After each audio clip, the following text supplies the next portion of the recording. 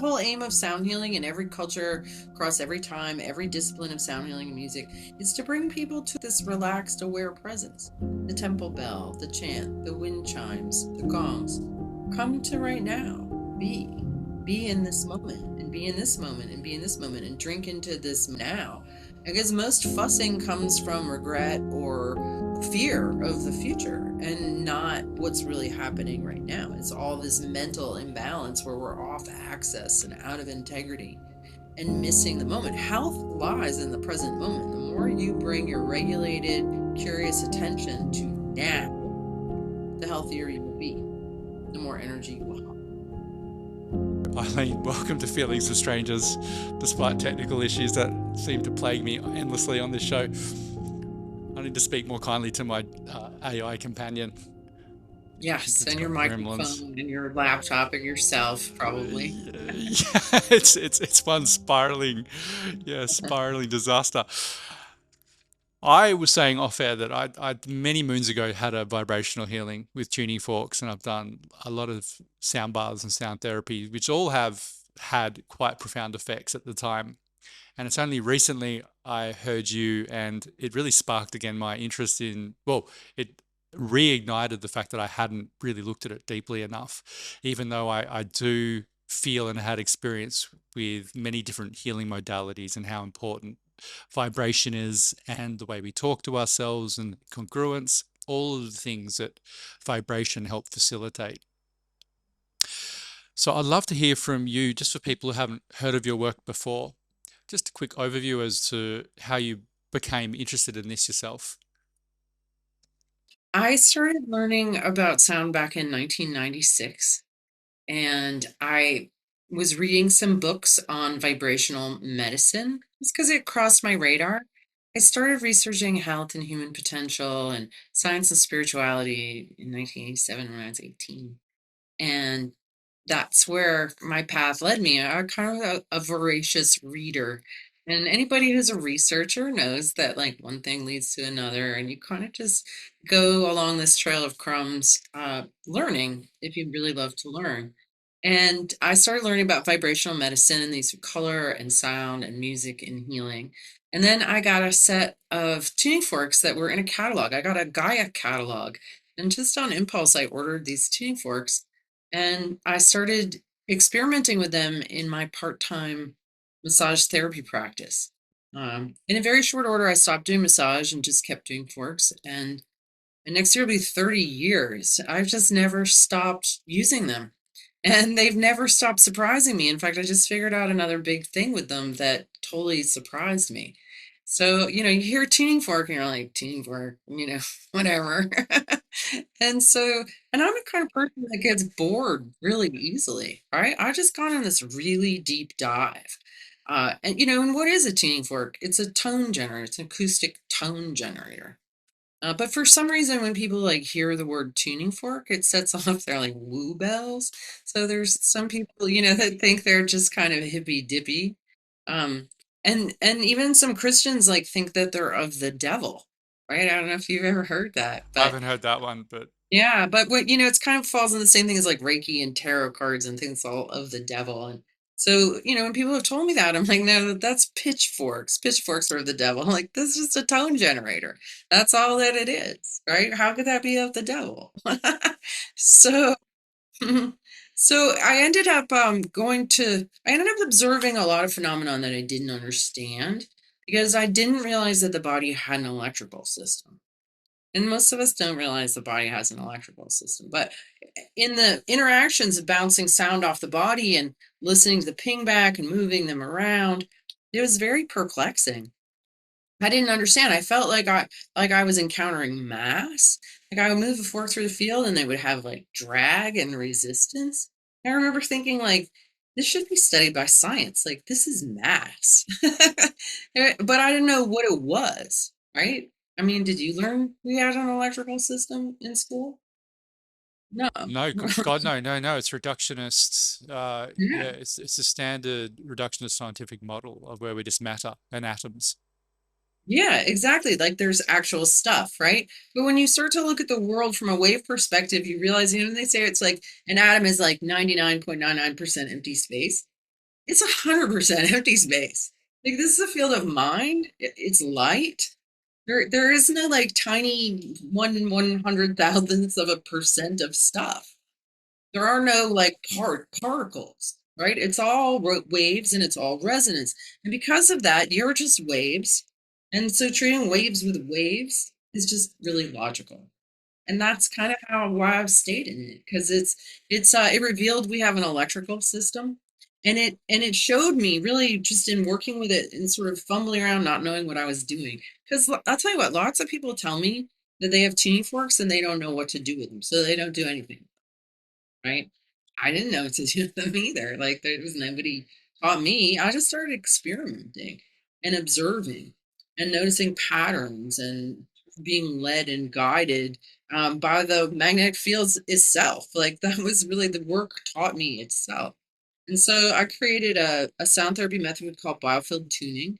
And I started teaching it in 2010. And now we have almost 4,000 students and practitioners worldwide. We have a team of 10 teachers.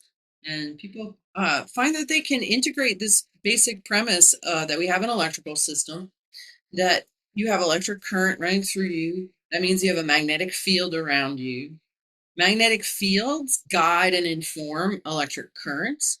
And a vibrating tuning fork moving through the bioplasma of your magnetic field takes on electromagnetic charge. It behaves like a magnet. And so I use tuning forks to magnetically adjust your electromagnetic field, which then changes the way electricity is running through your body. So this work involves adjusting the field and bringing it into structural integrity, but also helping to get the noise out of the signal. Like there is in your mic, there's a lot of noise in that signal still. So it's a good example, right? Of like if we have like noise in our own signal, it's really hard for us to function.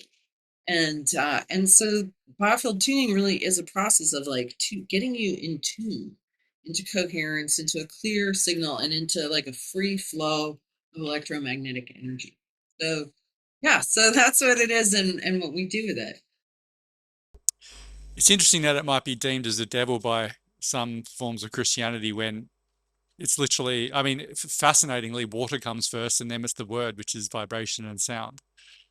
So it's the genesis of creation in many indigenous mythology as well as obviously religious. All of these modalities, which are considered in our model because we're so brainwashed to the Western sort of symptom treating model of medicine, that these vibrational therapies or whatever energy therapies, let's call them, or light therapies, they're actually been talked about for thousands of years and implemented for thousands of years, and particularly in Eastern observational medicine. So it's very funny the pushback when people think it might be woo woo, as you said. Like even I'm very open to this stuff, and if someone instantly says, "Well, I've got these things and ding," and hear the vibration, there's a part of me that says, "Well, that can't possibly work because I'm not taking a pill, or I haven't been irradiated in some way." It's Yeah, I just mean, funny how I deep felt the that same is. way. You know, not that I wanted to take pills or be irradiated, but a real skepticism about them. Like, and Yeah. even when I was using them for 15 years, I was still skeptical about them because it was weird. They're weird. You know, just this whole idea of me going 6 feet away from your body, coming towards you with a vibrating teen fork. It's freaking weird. Like, I get it. It was weird to me. It only kind of stopped being weird when I started teaching other people to do it. And then, you know, they were getting the same outcomes. Like, I absolutely would not go out in the world and be like, hey, let's wave team forks around each other if I was not observing some serious benefit from it. You know what I mean? Like, I would have the nerve to be like, because it appears so ridiculous. But you once you get past the sort of veneer thought and you go a little deeper into it, it makes sense. It suddenly, you know, like, especially when you're experiencing it, sound, resonance, entrainment, coherence, electrical flow, being in tune, being regulated, understanding that everything in the body is rhythms. Really, you know, you've got a respiratory rhythm, a heart rate rhythm, your brain rhythms. Right. And what is a tune for? It's keeping a little beat, helping you like get in rhythm, in sync. And everybody is already like a sound therapist. I mean, most people have their own playlist. They play certain music certain times for certain things. They know that music can make them feel better. Like everybody already knows that sound moves you and that sound can move you out of one not so good state into an already better state, right? We already know all this. We don't need science. We don't need studies. We just need our own experience and realize like when you're choosing a song off a playlist, you are being your own vibe doctor. Yeah, it's very funny how we've been so pushed out of our self knowledge and self knowing. We've been told that we can't know, that we need someone else to tell us what our bodies are doing when we are our own best healer, or we're the only person who can heal ourselves. You're absolutely right. I was thinking that exact same thing today. You are the only one who can heal yourself. Period. It's up to you. Like nobody can turn your life around and solve your problems. People can offer you help or advice, but it's up to you. You're at the wheel. It's up to you. And so nobody knows better than you what's your own body. And so I think one of the big things I've learned from this work is like self-sovereignty and being our own health authority and not giving away our power to people that just want to give us drugs and irradiate us. When there's lots of other things that can help. And physics-based medicine is a lot less invasive and a lot more elegant and effective than chemical-based medicine. You touched upon just before when we started about the biofield, and just for people who haven't or may have heard it but aren't that well acquainted with it, what's your definition of the biofield and why is it so important to our health? My definition is a little bit different than the sort of official definition that was created by the National Institute of Health back in 1992. So I see the biofield as your body's electrical system. It's the electrical current that beats your heart.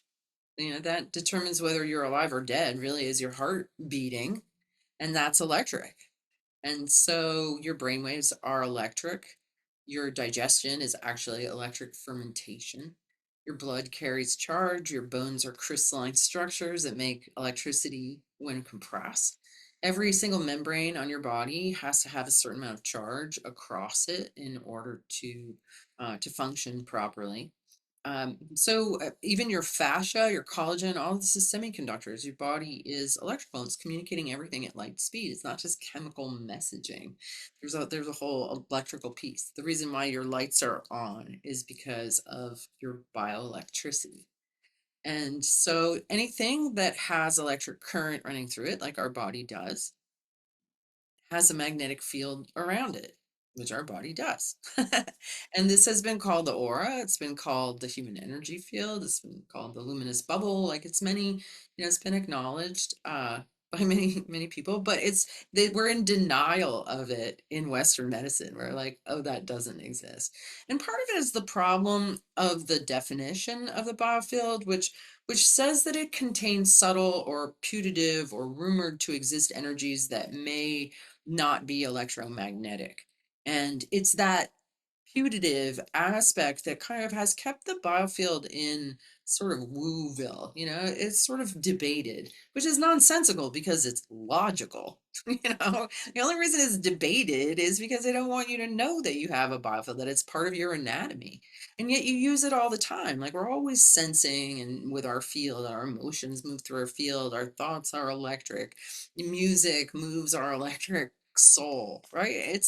We know it. We get recharged at the beach, we get recharged in the forest. And we understand that everything is vibrational. Everybody talks about getting a good vibe or a bad vibe off of people. Right. So everybody knows all of this that I'm talking about. It's just we haven't been taught about it. And we've been taught to not believe, been sort of put under a spell that that's taboo. That energy medicine stuff is taboo. Like you can't go there because it's like woo woo, right? And so people are really, really programmed. But when, like I said, it's like it's all physics and it's all sort of logical. And when you experience it, when you get a biofield tuning adjustment, you can hear the changes in tone. Many people can feel the way that electricity is changing, the way that it's moving through them. There's been this whole thing like, what's the energy in energy medicine? Well, I just say that it's magnetism, and that there are aspects of electromagnetism that we have not fully defined. Like in our culture, this is kind of nerdy, but it's also kind of important. Is that back in the 1800s, there was this fellow by the name of James Clerk Maxwell. And he was sort of both a mystic and a mathematician. And he gained deep insight into the nature of electromagnetism. And he wrote 20 different equations that spoke to all the different ways that it behaved. And then that was reduced to just four equations by this fellow by the name of Oliver Heaviside. And that's what we've been living with is 1/4 of the potential definition of understanding electromagnetism. So I would volunteer that the biofield is electromagnetic and it includes aspects that are not in our education, just like the electrical system was not in our education. But the natural laws and the way to represent that mathematically already exist. There's so much, I think, now it's an amazing time to be alive with all of this information that has been, I think, intentionally suppressed is coming to the fore, and people are really becoming more and more interested in it. Despite, what the news might tell you about the state of the world, I'm very optimistic about these emerging realities which we haven't fully explored about the possibilities of who we are. I was just going to make an aside. It's interesting when people think, well, it's all chemical and we're rational beings. Yeah, anything that any of us do, for the most part, 99.9% of humanity is driven by their emotional state or something. They're doing something, even though they might rationalize it, I'm doing this because of X, Y, and Z. They're doing it because they want to feel a certain way. And what does that feel? How do we measure that feeling? Like, why are you feeling in the first place? And all this is a part of, I would say, also that bioelectric field. You want to feel that way and emit that way. And yeah, so it's kind of hilarious that we've reduced it to a rationalism when we don't live like that. When we don't live like that, and what we're told is nonsense, we believe it, and yet all the evidence is in our language, in our own feelings, that all of this is actually true, that that it's a brainwashing really that we've all been subjected to in order for us to participate in the monopoly that is modern medicine. Culture is very good at brainwashing. Yeah, very Yeah. good. Yeah, very good. Some of us resisted it. Some of us had no option. Some of us are almost pushed outside of it.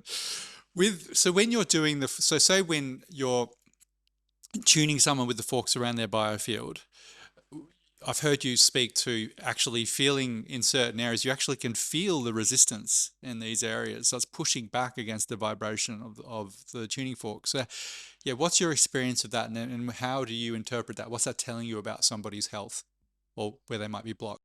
Well, I would say, what is inflammation, right? What is inflammation? Inflammation is a buildup of heat, right? And if you look at that in terms of current running through the body, that's a place where there's kind of a jam up, right? There's a traffic jam going on there, and things are not moving due to patterns of tension. So, any place you have an excess in one area, that's going to lead to a deficiency somewhere else. So that creates an imbalance. An imbalanced system is just harder to maintain because the body has to put energy into compensating for imbalances, right? Many people, they say inflammation is a precursor to disease because flow is a state of health. And so anything that's a jam up can become a state of disease due to this imbalance that arises. So, any place where you have a jam up of electricity, let's say someone has a frozen shoulder, right? That's like nothing is moving, fluids, electricity, like muscle movement, like it's all just jammed up. So when someone has that much electricity not moving, it creates a magnetic field density, density of electricity and then density of magnetism, or kind of vice versa, right? Because energy tends to move from the more subtle to the more gross. And so the magnetic density it will accumulate first, and that is mind. So I've observed that people who freeze up in their right shoulder have had a tendency to say yes when they mean no, to put other people's needs ahead of their own, to be a peacekeeper, to be an accommodator, to be, always kind of moving like this. And when you do that too much and you neglect yourself, you become resentful. And then your body gets to a place where it just realizes it's unhealthy and doesn't want to do it anymore, right? So the whole thing formed first in the mind, and then precipitated down into the density of the body. So that's the source point is your mental habits, tendencies, proclivities, the states of mind that you are inhabiting relate to different areas of the body. So one of the things that I did was map the biofield. It's kind of the same way you use like sonar or LIDAR, radar. You bounce sound off of something and it comes back with sort of whatever the hidden topography might be. And what it unveiled to me was that the biofield, the magnetic field, had a very specific anatomy and physiology as it relates to what I would call states of mind and potential imbalanced states of mind that we can put ourselves in. So, for example, when people had a tendency to be guilt driven overdoers, people who felt like their productivity was tied into their self worth, and there's this sort of continual performance consideration about I got to do, I got to go. And even if they weren't actually physically moving, but if their mind was doing that, that it would create an imbalance off the right hip, and that would pull energy because they're accumulating mental magnetic energy in that frame of mind. It would pull the magnetic field over there, which would pull the electricity over, and then end up with pain in the right hip because it's too much current through the wire, right? So I would come in with my tuning fork, feel the mass of the magnetic field, and it's a really weird thing to feel. Like when I teach people and they come in for the first time and they feel that magnetic stick, they're like, whoa. Like, now, the quality of the tuning fork you're using matters. Like, really cheap forks don't produce enough midtones, overtones, undertones, dynamic interaction to really feel like I make my own forks that are made of a special alloy that I figured out with my manufacturer. It took like a year and a half trying all different kinds of alloys for me to find one that is like really a sound healing instrument, and it interacts with the magnetic field very specifically, and you can really feel it. So we do this thing that's called, from the beginning, I've called it click, drag, and drop, where there's something about the vibrating tuning fork plus your own attention, your own mind. Then you click on it, just like you do with your mouse, right? Click on it and then drag it to the center, the midline of the torus that is the biofield, is a torus. And then that goes back into circulation. So our biofields get stuck with these magnetic bits that are frozen and in patterns in memories, because I discovered that that is where our memories live, which is so interesting. Like I can read your whole life by moving a fork through your field. It's like dropping on a needle on an album and reading the record of somebody's life. And it's all in this vibrational language that is universal. And so students who learn biofield tuning start to learn this language of vibration, where this sound that goes high and sharp, like that's alarm. That was like the car was just T-boned, and if you're 40 and that was 20 years ago, we're going to find that sound about halfway through your field, because as we generate information, it moves away from us, right? Like hair. And so, and for things that happen recently or closer to your body, gestation and birth is in the outer boundary of your field. And then everything else is stored in standing waves magnetically. And we know that standing waves can carry and hold information. So that also kind of fits in with understandings that we already have. And when you think about it, like everything that we experience, everything we see, touch, taste, smell, feel, respond to, is an electrical impulse. So it makes sense that it's stored in our electrical system in this vibrational patterning, right? Because your energy doesn't speak English. So there's like this universal language, and every emotion, sadness, anger, shame. This latest one that I've uncovered, I call rancor, which is when we go ew, against with something that's like rancid, or like against a politician. But what's so interesting, like whatever we feel, like if we feel something like rancor and we're like ew about something, it doesn't matter whether we're feeling it towards ourselves. Maybe we're looking in the mirror and like we hate our hair, or we hate our thighs, we hate ourselves, like ew about ourselves, or whether we direct it to, say, a politician, that it still shows up in the tissues as self rancor. It is really interesting. And it's something to really consider, that No matter whether you're projecting that feeling out into the world or you're projecting it at yourself, your body responds in the same way. And that kind of like something like rancor creates wrinkling in the tissues because it's a vibrational patterning, just like fear, which has a pulsing quality. When it gets very strong, the body will shake. And so these waves that move through us like sculpt our tissues and inform our how things get expressed. So it's really, really important. Yeah, I mean, I know this sounds really ridiculous, but really what I figured out from doing this work is that love is the answer to everything. Like, how do you heal this? You love yourself more. How do you heal this? You actually love these people you're projecting rancor onto, right? And that is what heals our bodies is letting the tension that we're holding consciously or unconsciously that's informing patterns of dysfunction in our physiology, letting that tension go and really allowing love to move through us fully. And that's what fixes things. It's so sorry. Just give me my mic decided to fall off amongst everything else. It's back now. It's so interesting what you just said about all of our traumas and emotions being stored in the biofield. I mean, because when you can see somebody who is, we've all had it. You meet somebody and there's just this heavy energy. There's sort of, or someone who's even sick has a heavy energy because there's no flow. And you can palpably feel it when you're sitting across from them. So that I can only think that that's the two biofields interacting and you bumping up against that with your biofield and you feel it and we're almost it takes a lot like I don't want to say repulse but you feel like you want to get away because it takes a lot of energy then to hold that space with that energy coming at you and not be affected so that just There's a makes a lot whole of science to that, and like we could do a whole conversation. I could write a whole book just on that right there because what I see is a lot of sensitive people who feel like they need to protect themselves from other people's bad vibes. Like somebody's gonna have heavy bad vibes and it's gonna yeah like yeah yeah on me and I'm a victim of this heaviness, right? And I used to be that way. But I think we can actually become a stronger signal than that, right?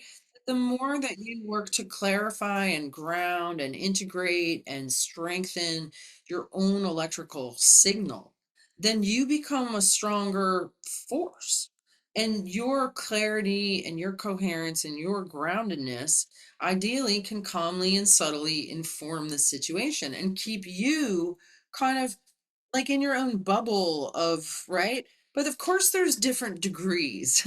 So there we also as organisms our biofields can show us that we need to move away from stressors because bad vibes aren't good for our vibes, right? So there are times when maybe it's best to move away from a non-beneficial input, but there's also something to be said for fostering resiliency and groundedness and strength in the face of something that's incoherent instead of feeling weaker and a victim of it.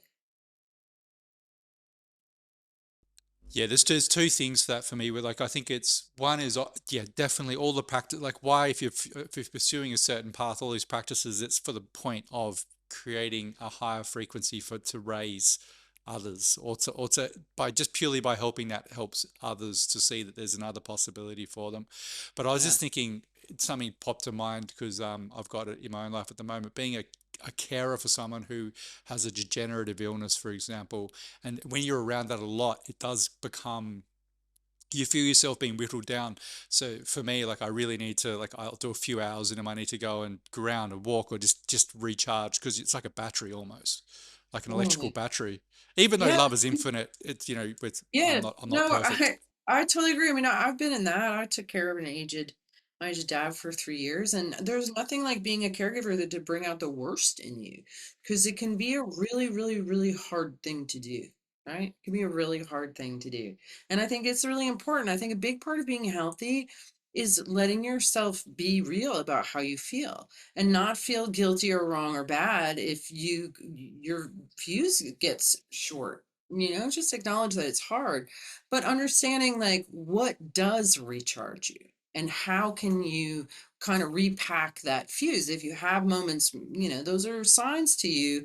If you're starting to not the best of you isn't starting to come out, like what do you need to take care of you? And I think grounding is such an important thing that most people like. It's so easy and people don't realize it. And I'll just, today I went for a walk out at a reservoir, and for the first half of the walk, I was in bare feet. It's a trail through the woods, and there are acorns and stones and leaves and rocks. But I've been walking barefoot for a long time, and I know how to walk really lightly. But on the way back, I realized that I had to meet you. And so I put on my shoes and I walked faster. And as soon as I started walking my shoes, I suddenly became tired in a way that I wasn't tired at all when I was barefoot. Like when I was barefoot, I was just gliding through the woods. And when I put on shoes, immediately I felt fatigued. And I was like, this perfect example of why being grounded is so important, because we go into this electromagnetic equilibrium. We're drawing energy up from the earth, we're drawing energy down into the earth, right? We're pulling positive charge through our heads and out our feet, pulling negative charge from the earth. The negative and positive charges spiral around each other in the central channel of our electrical system. And rubber is an insulator that blocks that whole system from functioning. So, so leather soled shoes, grounding shoes, barefoot, it's the cheapest, easiest medicine out there.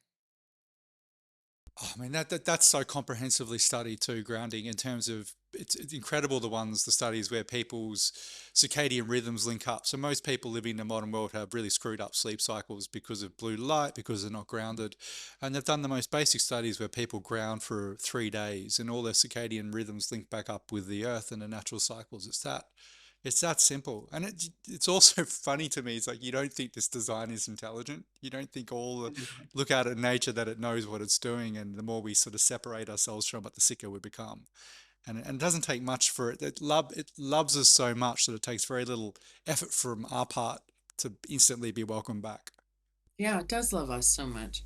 I just want to speak to something that you said earlier, that's a sort of a technicality that I'm sort of picky about.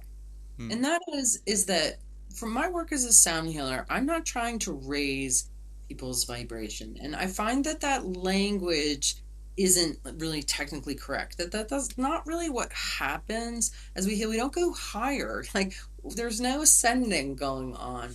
We actually, as we sort of untie the knots and reintegrate ourselves and sort of bring ourselves back online, we actually expand in every direction. Yes, there's an element that is lifted and maybe more readily connected to the divine, to the cosmos, to the universal song, right? But we also become more grounded, more rooted. Like there's a part of us that goes down and gets deeper. And then our mm, consciousness actually expands, right? Because the brighter we are, the stronger the current that's running through our electrical system, the bigger a light we shine, the more that we can do and be on top of. And with that comes a coherence and a clarity, like a getting in tune. So we're really seeking to get in tune, which is deeper, it's wider, it's in tune with everything, but not higher. Like higher is a very hierarchical, limited way of looking at it. And it sort of like demonizes low, right? But we need low frequencies to sleep. We need the bass and the drums. We need times of sorrow and tears because it helps us to appreciate, the contrast in life is really important. And I mm. think this high vibe language makes people feel like they're always supposed to be, high vibing. Chirpy and Um, happy. yeah, and not free to be real, right? Yeah. And there are times when you're going to be angry. There are times when you're going to be sleepy. There are times when you're going to be fussy. There are times when you're going to be losing your it because you're taking care of somebody and it's making you crazy. And that's okay.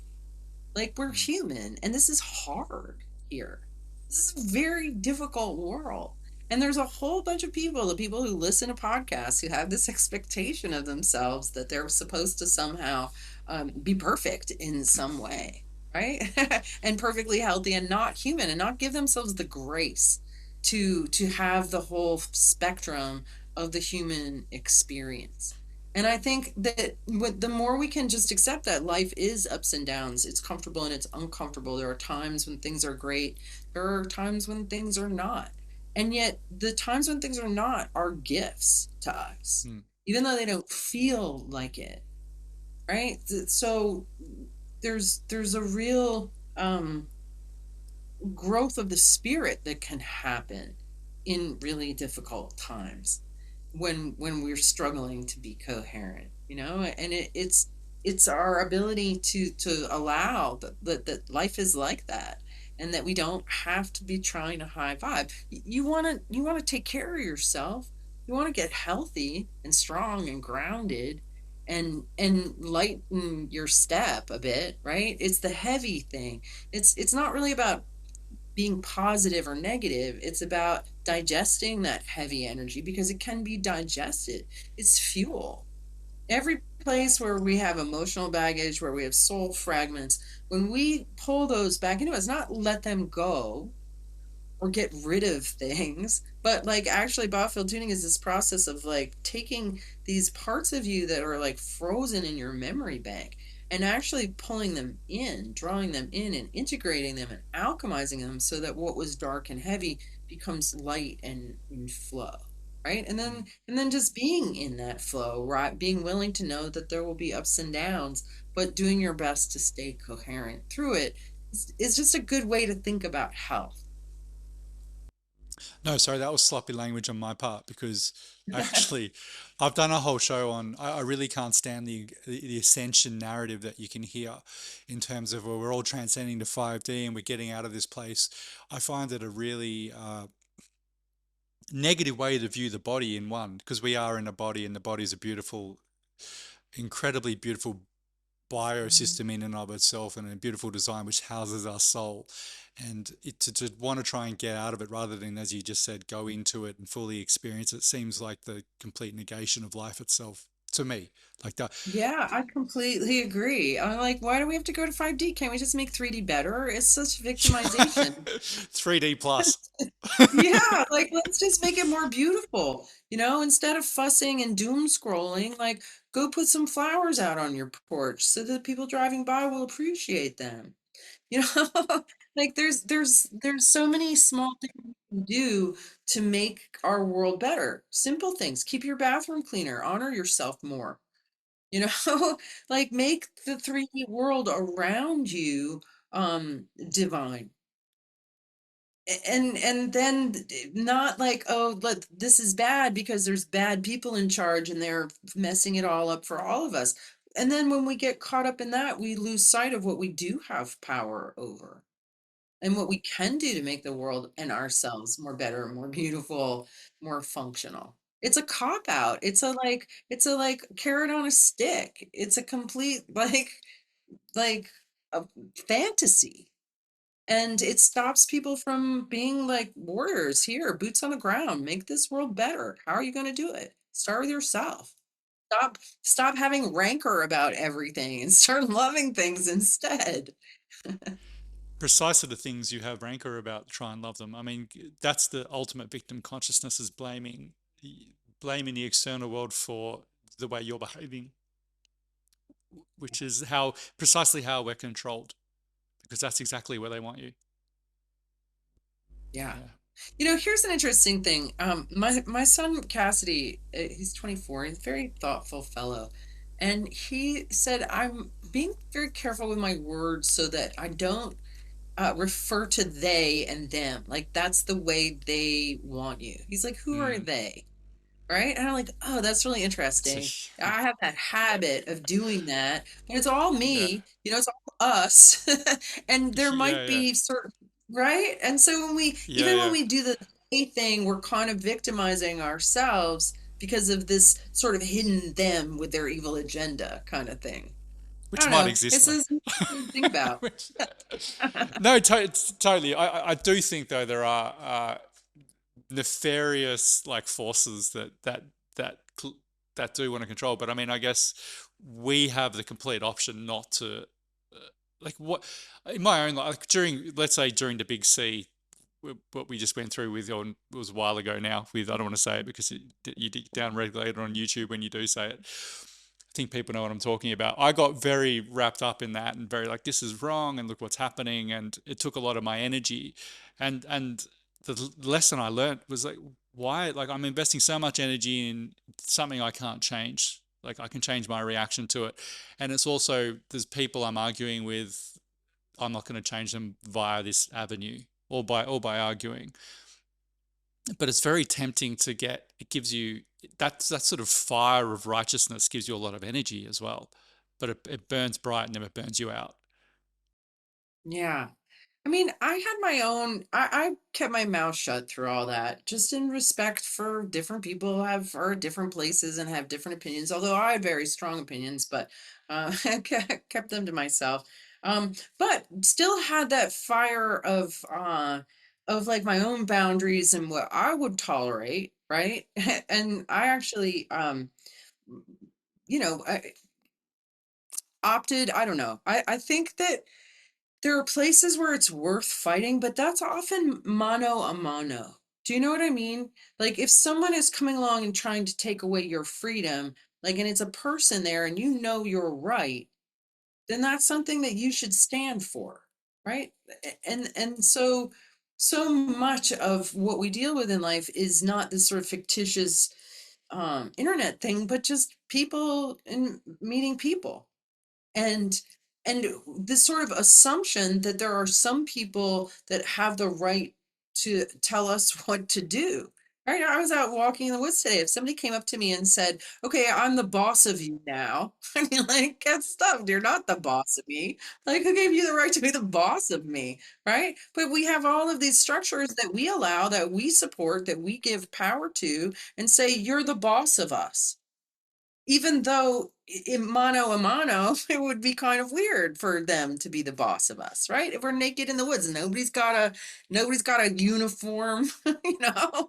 Like, so I think that we need to really look at this whole, like, where have we given our authority away? Where have we given our sovereignty away? And and seek to abide by natural law, and to whatever degree we can. But I think that there's a whole movement towards voluntarism. Like, do we need government? Like, what is even happening here? Like, why are we, when we're the majority, allowing this parasitical nonsense to even take place when it's complete bullshit? I don't know. What are we going to do about it? I don't know. But what we can do is really work um to create a wholeness and uh like peace and fairness and kindness and coherence within ourselves, and project that out to the world around us. Like, that's all we can really do, right? That, I mean, otherwise you're going to burn out. But if everybody just worked on ending inner division, like, what would that look like in the outer world? Yeah, it's pretty funny when you look at all the protests against the war and all these things that are happening, and yet we're so, if you spend any time observing yourself, you would discover plenty of wars in there, and it's just the micro on the Exactly. macro. Yeah. Exactly. Yes. And so to me, healing is about healing that inner division. Like, as long as you have parts of yourself against part of yourselves and involved in some kind of war model, you, you're going to be sick in some way. That's what autoimmune disease is. It's all mind. Again, just bringing it back to mind. And so, can you declare, with absolute authority, that your inner kingdom is a peaceable, funny, safe, functional place where every voice gets heard but doesn't get overindulged, like that inner critic? Like, you can't shut up the inner critic. There's a place for the inner critic at the table, but there's got to be a real balance to that, and it has to be done with humor and, like, inclusion, instead of trying to, like, banish all the parts of ourselves. Can you be a big happy family with all the components of yourself inside, functional, kind, playful, good, groovy? Right? Because if you can do that, then you're going to be healthy. And then that's going to get projected onto the world around you. If you can view all parts of yourself without rancor, then you won't feel the need to project rancor onto the world. It sounds very much, and I'd love to hear from a practitioner, from your point of view, in how this is with health. But I've been landing more and more on what you've mentioned a few times, just coherence. And when you look at biophotonics and cymatics, when you see these patterns from cymatics of sound, and more coherent sound creates more coherent patterns. And then I mentioned this before, but the fascinating thing with biophotonics for me is unhealthy cells emit a disordered light pattern, and healthy cells emit a healthy, you know, tree of life. What am I thinking of here? Let's just say ordered pattern, the same as when you see cymatics. And all of that I attribute to you being in coherence with who you are. Well, and as you've mentioned, authentic, like not suppressing anger or sadness when they arise, but loving all of it, just as beautifully as you said as well, like as a family. Like surely that is a task, because it's easy enough to say, "Oh, I don't get on with this family member, so I'm going to cast them to the side." But the practice surely of being a human being is to learn how to accept that person and still love them despite the fact that they are flawed, just as we have had the same done to us by people. Yeah. Yeah. Yeah. I mean, it's So is nothing that new. We've been talking about this for a long time. But I think it's hard to sink in, and I think that this matrix is divide and conquer. And so this is the whole theme is, it's the division starts inwardly and then just ripples out from there. So the game is, if the game is divide, right, then you want and conquer. In order to win, you have to become whole. So if we all become whole, there probably won't be a they out there preying on our division and creating our division, because it can't, right, it can, even with things like parasites, like etheric parasites or demons, or like some people have what seems like hitchhikers energetically that are messing with them. And there was a time when I thought that those things were not self. But I've actually really come to see like your demons are your demons. They are a part of you that has been split off and isn't being listened to and is, creating a ruckus. And that part can't be cast out. It needs to be loved, integrated, put back into the whole. Like, Beauty and the Beast. It becomes it can become beautiful with love, with curiosity, with attention. That darkness can be transmuted back into light. Now, is that the case for all things? I don't know. Just in my realm of experience so far. And even if there were things that were outside, they would still be feeding on imbalances within the mind and places where our magnetic field is so out of whack, right? Because here's an interesting thing to think about is that nature takes down and recycles unviable organisms. So if our life force starts to dim, then mold and flies and energetic things are going to start to decompose us. And so this is a big part not only of being whole, but of being vital, like being vitally alive so that life won't try to take you down. And so there's a possibility that even like demons and external things, etheric parasites or what have you, even physical parasites simply show up when there is decay present already. when you're doing working with somebody and they're on the table and you're moving through their biofield and you feel these things, and as you just said, us not being integrated, we have our demons, we have these subconscious things happening that is creating disease in the body. Is it then when they come off the table, is there a sort of a common response? Is it something that's now in their consciousness, or it's literally stuck energy that's now being moved? Like, how do you think of this? Well, it's all the same thing, really. Like consciousness, energy, your electrical system, electromagnetism, the focal point that you are, mind, consciousness, soul. I would say it's all the same thing, honestly. Because when you die, your light goes out of your body, but that light can't die. right? And it seems like it brings all its memories with it, that they're actually encoded in your light bubble as well. So, it is like we were talking about earlier, before we came on recording. It's like a form of soul retrieval. Like these are like split off parts of soul that were like you had a trauma at some point in childhood that you didn't have the bandwidth or the capacity to process and integrate, and so that part of you like breaks off. It gets left behind. It gets frozen or stuck in that memory. It's part of your light, your biophotons, your energy has you've left it behind on the road. But when we start to access the biofield, we're literally going into the memory bank and can find these fragments of self that got left behind. And so very often as I uncover these, people will cry, they'll have a lot of physical sensation, or they'll have a memory arise, right? And maybe it was something shameful that happened or something painful that was never processed. And it's all in the information field, but it has electromagnetic energy stuck to it. It has charge. And so what we're moving is really part of your charge. It's nothing bad or wrong or negative.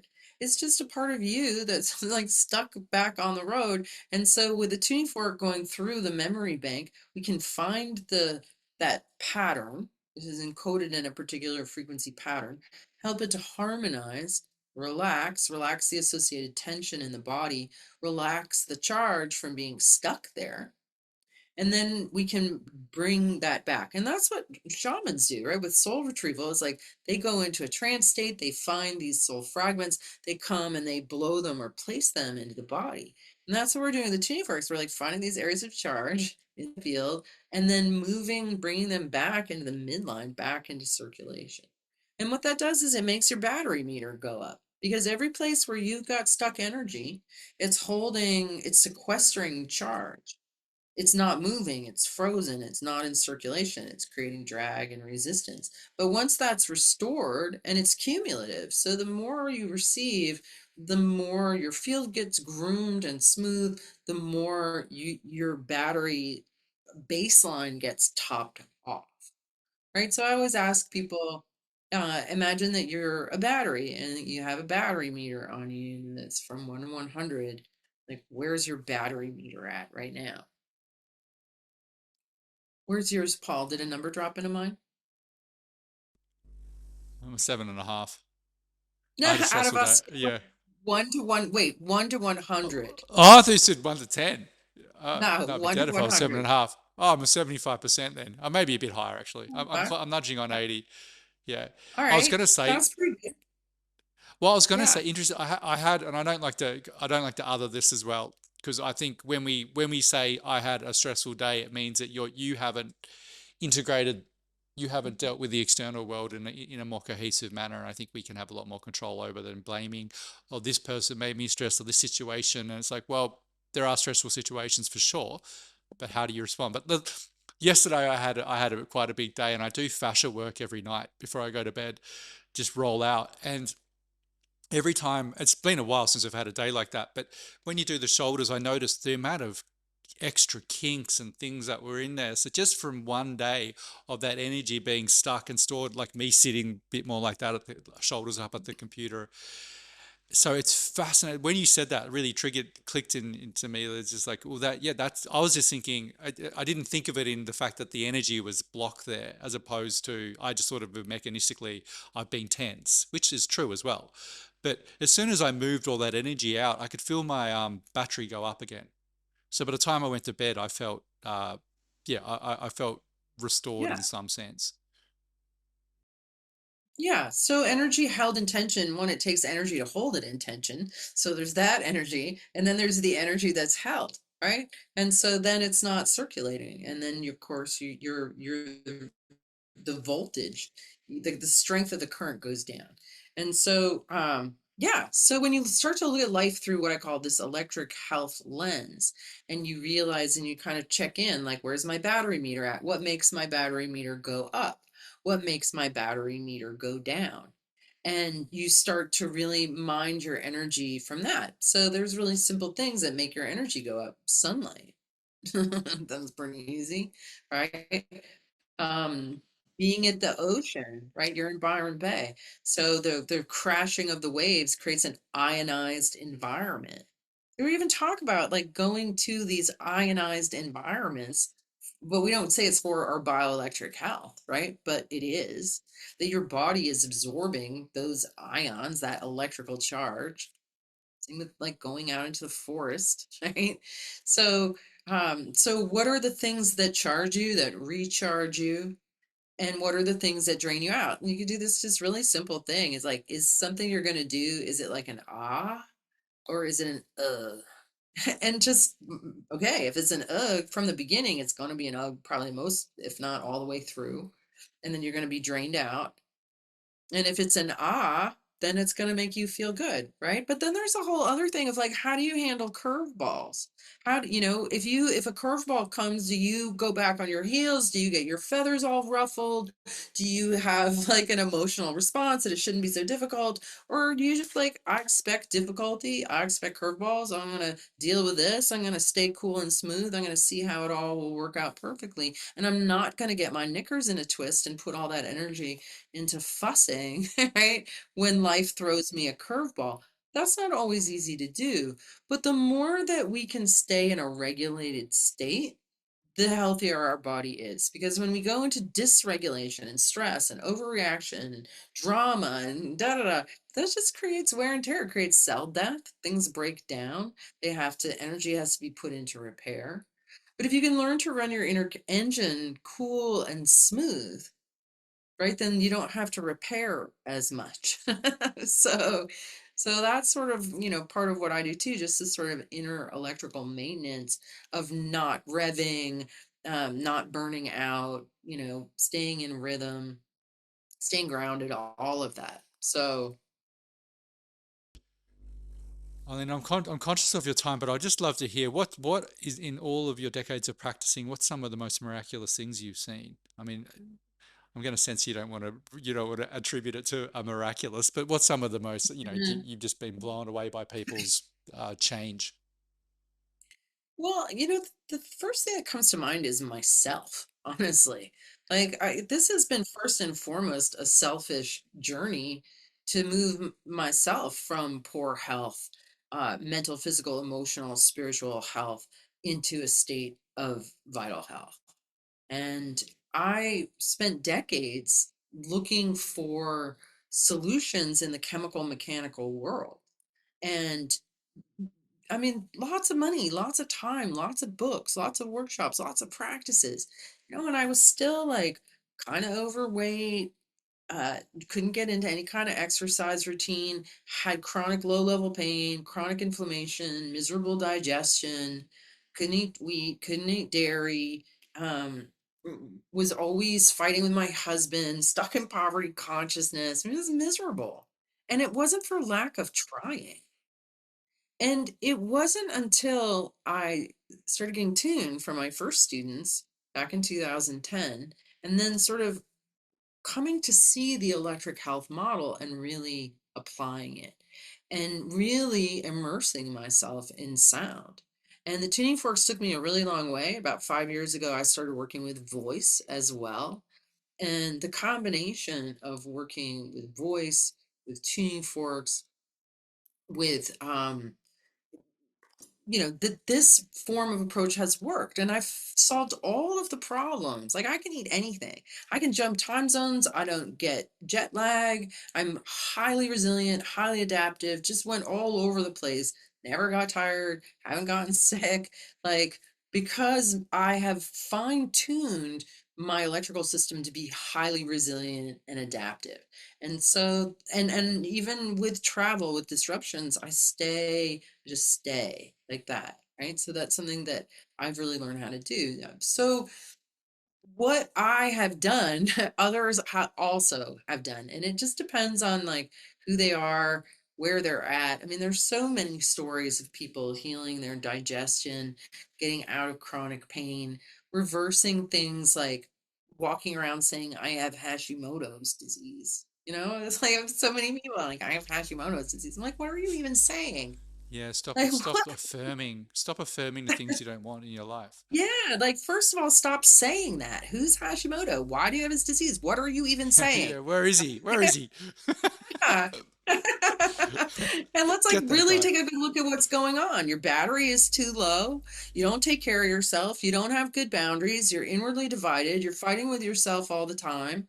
You have rancor towards a lot, especially yourself, right? Like there's a lot going on here. And just by saying I have Hashimoto's disease, what, so that somebody can put you on a pill for Hashimoto's disease and you're not going to take a good look at what's really going on. And everything that you have going on can be fixed. It can be repaired. As long as you start understanding your electric health, you start putting your pieces back together, you start grooming and keeping good energetic hygiene and choosing your ahs and eating real whole food instead of corporate nonsense. Right? There's the pathway isn't that hard to go along to bring yourself into bioelectrical coherence and vitality. And you can do a lot of it with your own voice by speaking intentionally and kindly, by singing and toning and humming, and even speaking with mindful presence in your own body. Right. So you can use your own word and sound to bring yourself back to wholeness. It's possible. Most of us, pretty much everybody that I've ever seen, is like a magnificent Stradivarius that's been terribly mishandled. And you might be a little dented and a little out of tune, but as long as you're still walking around, like we can get you better. And you in doing that, in reclaiming these parts of yourself, you can reach your own potential because everybody knows the potential they have, and that's part of the inner critic, because the inner critic's like, you have all this potential and you're blah, blah, blah, blah, not good enough. Right? And that just beats down. I mean, has anyone ever like berated and hated their plants into thriving? Yeah, No. yeah. I haven't seen an abused plant that enjoys itself. No, right? So just like you want to treat animals with care, plants with care, anything that needs to thrive needs to be loved and it needs to be appreciated. And that's where we start. That's like the number one prescription of electric health is love your life, love your body, love this experience. It's precious. If I came up to you and said, I want your life, I'm going to give you, give me your life. You wouldn't give it to me. You'd hold tight, right? And that just No one shows would. you like it's precious. I was just going to say too on that, like no one would ever, no matter how bad someone's life is, I don't think there's a person on the planet who would swap their life for somebody else's. Like in their soul, like because everyone knows that that unique spark is their gift of learnings or whatever it is. Yeah. Yes. Yes, and that gave me chills. Yes, because nobody can be you, that you have your own brilliance, your own genius, no matter how beaten down and broken it is, it's still there. It's still in you. That potential is in you. You just have to put all the pieces back together and feel whole and vital. And then all of your gifts will shine forward. They will. And that potential, the thing with potential is it's once you start tapping it, it's infinite, really. You suddenly realize that it's only bounded by your imagination. And I don't mean being 4'3" and playing in the NBA. Like, obviously, there's because we've also got a very narrow bandwidth on what we think potential needs to look like in terms of success. But potential could be, God, there's so many things, that, as you said, like the individual nature of each of our souls, that potential looks different for every single one of us to what its expression Yeah. is and its gifts are. Yeah. And maybe it's just the potential to like deeply show up in your day and love your simple day and Mm. make it more beautiful, you know? Go get a nicer coffee mug. Go, go support, Yeah, yeah. like Yep. really like sink deep into the mundane with beauty, gratitude, and appreciation. And that like saturates the world around you with love and your own consciousness and care. Like people are walking around being like, I'm supposed to have this mission, I'm supposed to do something. Maybe it's just to bring love and coherence and appreciation to the ordinary with deep love, with deep curiosity, with deep reverence for just the preciousness of even being here. And that the more that you love the world around you, the more it will love you back. And the more, just that kind of like builds on itself. Like the world needs more love. You have to start with yourself, period. And then your environment around you. What's your purpose? Clean your room. Like, Yeah, to famous. maintain order, Yeah. right? Beauty. Well, that beauty is a transformative element of what we would deem the ordinary, and that attention to those small moments. And I'm certainly guilty of this, that orientation toward this is my mission and I'm headed in this direction, whilst all of life is happening in that space that you're missing because you're looking straight ahead with blinkers on, as opposed to all of life is actually happening in the gaps of where it is I think I'm going. And the Yeah, so beauty, much of the it. So much of it.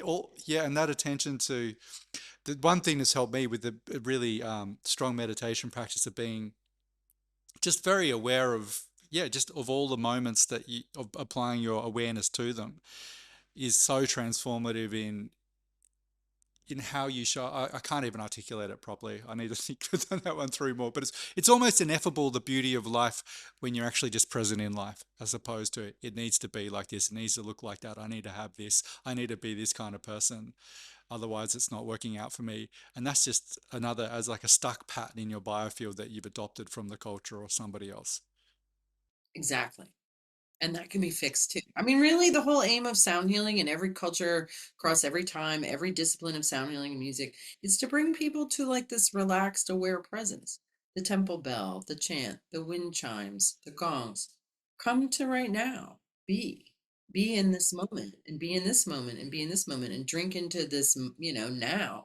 Because most fussing comes from regret or fear of the future and not what's really happening right now. It's all this mental imbalance where we're off axis and out of integrity and missing the moment. Health lies in the present moment. The more you bring your regulated, curious attention to now, the healthier you will be, the more energy you will have. I mean, I've enjoyed this conversation so much. We didn't get to do any sound healing on my dog, which should be she's okay. She's pretty healthy. She's got about 130 on the 100 scale in terms of the battery, so I think I'll leave her Nice. alone. It's been, yeah, I've so enjoyed. We've covered, I'm not sure what we've covered. We've covered everything, and it's all sort of merged into one thing, which I guess that life is. I just want to go back to finish on what you mentioned about that when you first started in that explorative aspect of not knowing what you were doing, but you let yourself be led. I just thought when you said that, that's exactly what life is. We assume we our life. Well, for me, life has gone wrong when I assume knowledge over what something is, as opposed to inquisitiveness and just going, I'm just going to try. Let's just try it, and you just get pushed and pulled and moved, and eventually you find the homeostasis within that, and the self knowledge starts pouring out. So yeah, that's my main takeaway. Is I think Yeah. is that beautiful thing of just open to it and see what happens. Yeah, and believe in yourself, believe in your beauty and your gifts and your amazingness and pour it out into this moment where you are right now. Don't hold it back till you get to 5D or till you accomplish something or you lose 10 pounds. Like, just love it and enjoy it now. Yeah, Mm. because that's the end game. Like, the end game is just you're more free to The end game. enjoy the simple stuff. So start now. Is there anything just where can people find you? Is there anything any final words for the listeners? Sure. So I have a YouTube channel, at Eileen McKusick or E McKusick, I think. And I have lots of free tunings. I have this series called Sonic Sundays that is a whole bunch of talks and tunings. And I think there's 30 of those. So, and then there's all kinds of other stuff about tuning forks, about voice. Our website is biofieldtuning.com. And we also have biofieldtuningstore.com. So I sell high quality American made sound healing instruments, as well as we have practitioners all over the world. So there's a directory there where you can, if you want a biofield tuning session, which of course I would highly recommend. It's also, we have online and in person classes, and it's a super interesting, satisfying method to learn. It can be really incorporated into just about anything else. Like there's so many, if you're a chiropractor or a massage therapist or Reiki or really coach. I mean, there's so many different ways to kind of take this understanding of the biofield, even like people who are trying to make sound healing music, that the more you understand the biofield, you can feel the biofield and start to develop an understanding through direct connection of the body's electrical system. It just opens up like a whole new dimension of possibility. So, 29 years, and I'm still learning. I'm still learning and growing and always sharing what I'm figuring out. So I definitely recommend checking that out if you're interested. It's beautiful. I'll leave all that in the show notes. When you said I'm still learning, you just made, I think it was Monet. I think, was it Monet? On his, the day before he died, he said, I think I'm getting better. I'm still learning. And then he died the next day, which is just, that is an exemplar of how you want to live. Yeah. So, Keep it interesting, right? Follow your curiosity. Things interesting, and then you'll have an interesting life. It's scary. It's good to be mm, kind of good to do things that are a little scary. So scary is good. I mean, thank you for your time, for all of your work, your wisdom. I'll include everything in the show notes for people. And yeah, I've just enjoyed talking to you so much. Thank you. Thanks, Paul. I enjoyed it too.